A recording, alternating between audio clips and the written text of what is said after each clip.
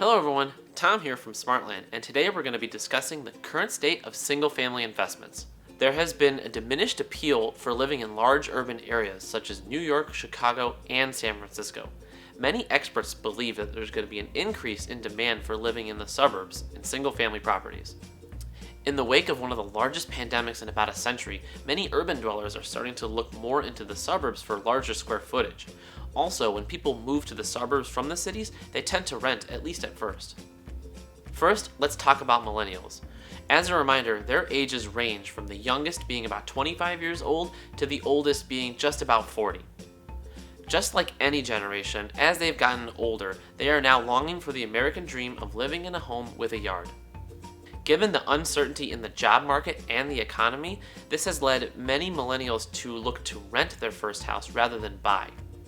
Many of them are also looking to escape apartment buildings, which predate social distancing guidelines. This makes it a great time to invest in single-family homes in the suburbs where they'll most likely be moving.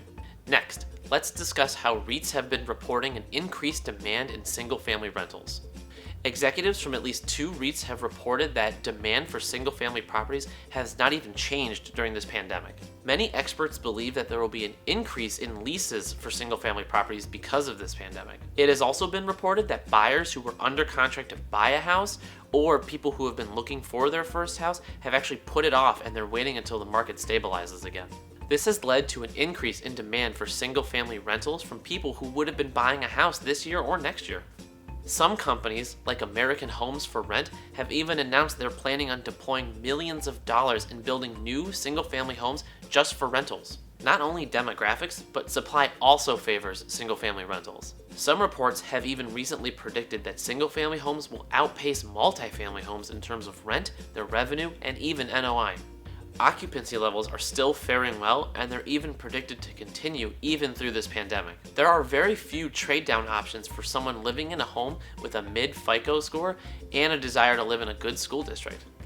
With supply of single-family homes in this country seemingly endless, supply and demand will definitely favor investors.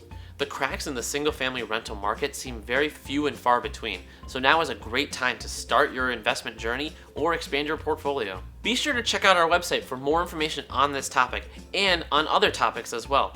Also, follow us on Facebook, Instagram, and Twitter, and don't forget to subscribe to our YouTube channel for more great content just like this. This is Tom from Smartland, and I'll see you again real soon.